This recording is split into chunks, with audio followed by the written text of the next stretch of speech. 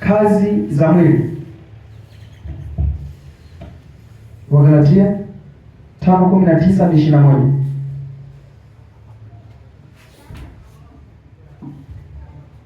Wagalatia 5:19 hadi 21.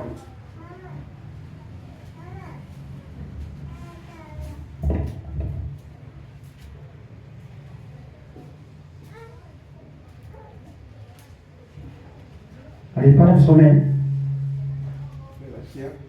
Wagalatia 5:19 hadi 21. Ndio. Inasema. Basi matendo ya mwili ni dhahiri. Ndiyo haya. Uasherati, uchafu, ufisadi. 20. Ibada ya sanamu, uchawi, uadui, ugomvi, wivu, hasira, fitina, faragha, uzushi, ushuhuda, ulevi, ulafi na mambo yanayofanana na hayo. Katika hayo anatuambia mapema kama alivyokwisha kusema watu watendao mambo ya jinsi hii hawataurithi ufalme wa Mungu. Bwana Yesu asifiwe sana. Kwa sababu siku zote kazi za mwili haujawahi kuwaza kitu chema hata siku moja. Amen. Wakati mwingine tumesikia ametuambia kuna kitu kinachoitwa hata ushuhuda wa uongo. Yaani unashuhudia kila kitu ambacho sicho ambacho kimeonekana. Tafsiri yake ni nini hapo? Ni kwamba unasema ili uonekane kwamba Mungu yuko pamoja na wewe zaidi. Haleluya. Kwa sababu ushuhuda, nini maana ushuhuda? Ushuhuda maana unamwaminisha kitu ambacho mtu hakipo.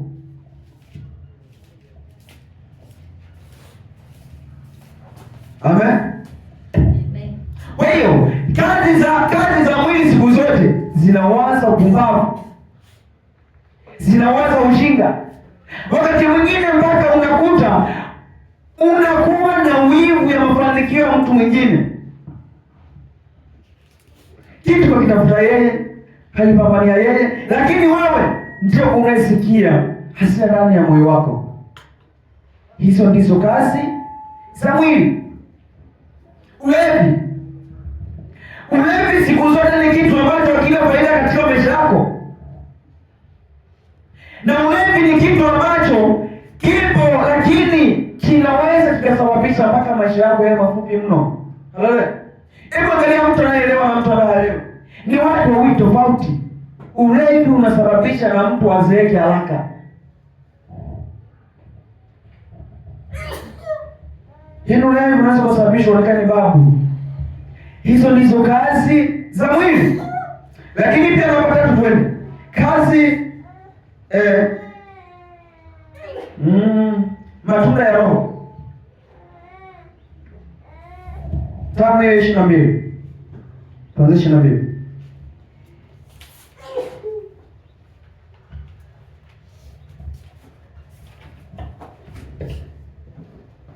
Hapo ulipo. 22. Hiyo ni matunda ya Roho. Inasema lakini tunda la Roho ni upendo, furaha, amani, uvumilivu. Yaani kuna wakati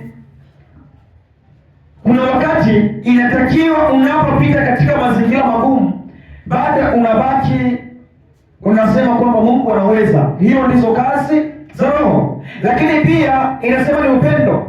Wakati wote unapofika sehemu fulani kuna amani, na kuna mtu mwingine anapofika sehemu watu wanakuwa na furaha. Afadhali mtu fulani amefanyaje, amekuja, kwa sababu huyo mtu ni mtu wa amani, mtu wa furaha, mtu wa upendo na watu. Amen. Kuna wakati mwingine mtu akiwepo katika familia inacheka. Wewe ukiwepo katika familia yako inabaki kuwa na amani. Ukiondoka tu kuwaza kwani ni wameenda sana kaa tu, kwa sababu tayari wewe ni mtu wa amani, wewe ni mtu wa baraka katika wengine. Haleluya. Wakati mwingine ukikaa hapo usione kwamba mimi ni furaha ya mtu mwingine. Kama mtu mwingine usipompigia simu anajiuliza kwa nini mtu hajanipigia simu? Anajua ukimpigia yeye kwake ni amani. Ile kusalimia tu, afadhali fulani kanisalimia, mpaka nianze kuwatangazia watu, jamani fulani kanipigia. Kwa sababu kuna nini? Kuna amani. Utu wema, fadhili, uaminifu, upole kiasi, juu ya mambo kama hayo hakuna sheria.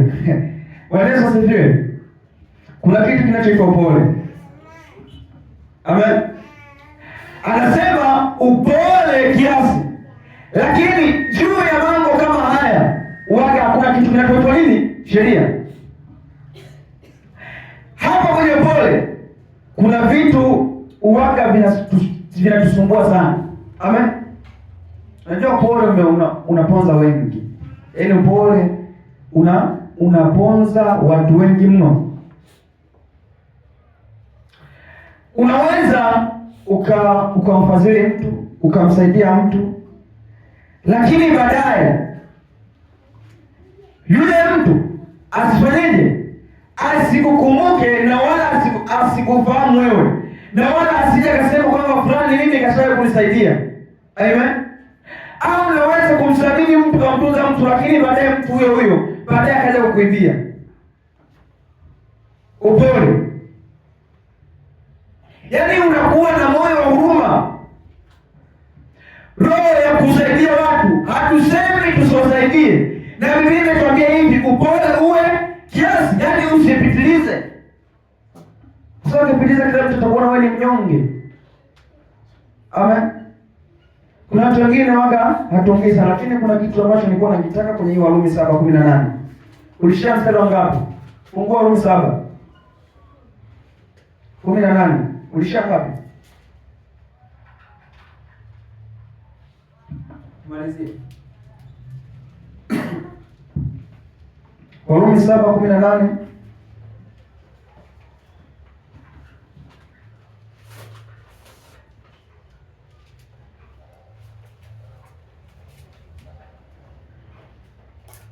Apasta kwa Japani. 7:18.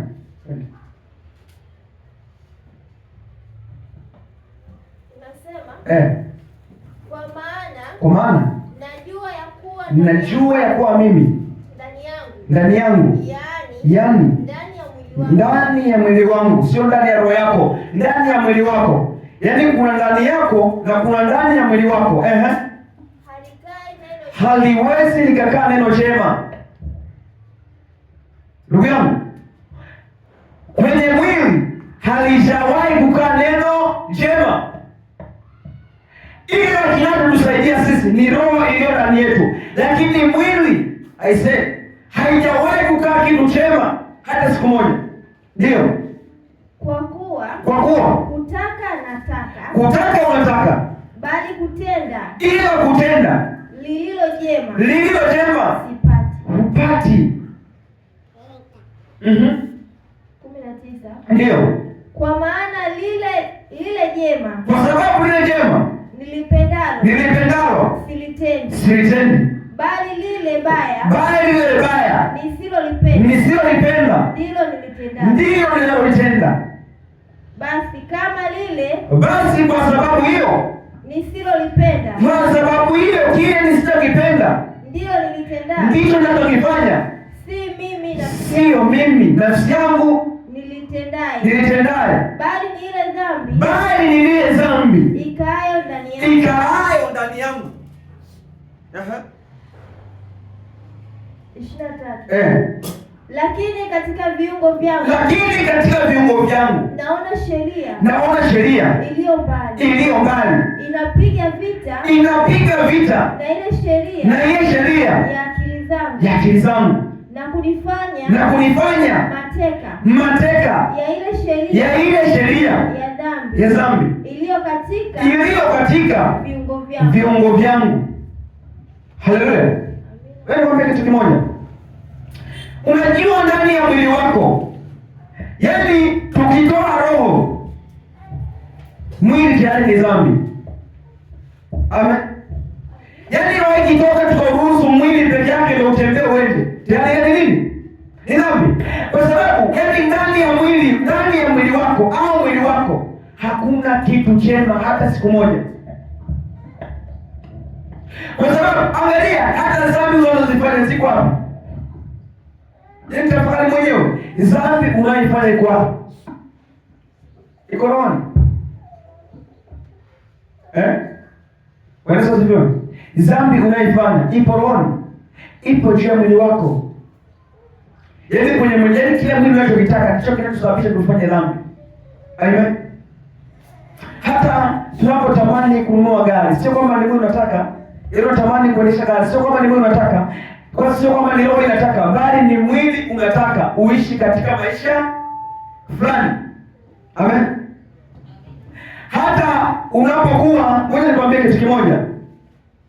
Hata unapokuwa umepanda ndege, hivi kinachofurahi ni mwili, ni roho. Mwili ndio unafurahi kwamba na mimi nimepanda, sio roho. Kwa sababu roho tayari ni kitu ambacho hakionekani. Roho ni kitu ambacho ni kama pepo, hakionekani. Kwa sababu unapofanya kitu fulani, kitu chenye furaha ni mwili. Kwa na mimi ni mtu wa dhambi. Amen.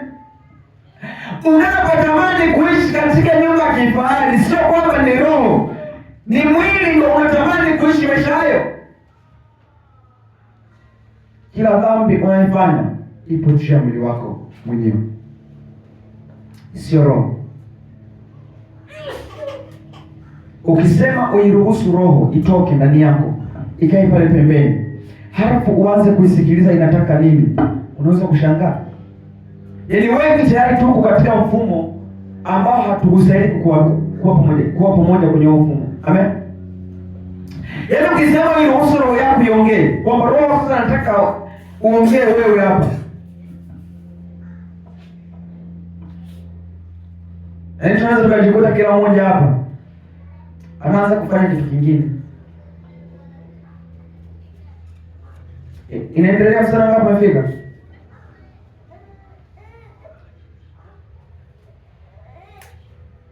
Mstari wa 23 umeisha. Twende 24. Inasema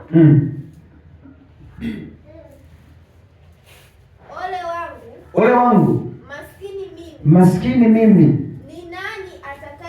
Ni nani atakayeniokoa na mwili huu na mwili huu wa mauti?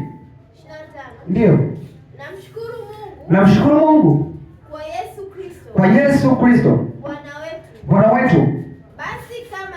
Basi kwa kuwa ni hivi, mimi mwenyewe kwa akili zangu naitumikia sheria ya Mungu, bali kwa mwili wangu sheria ya dhambi.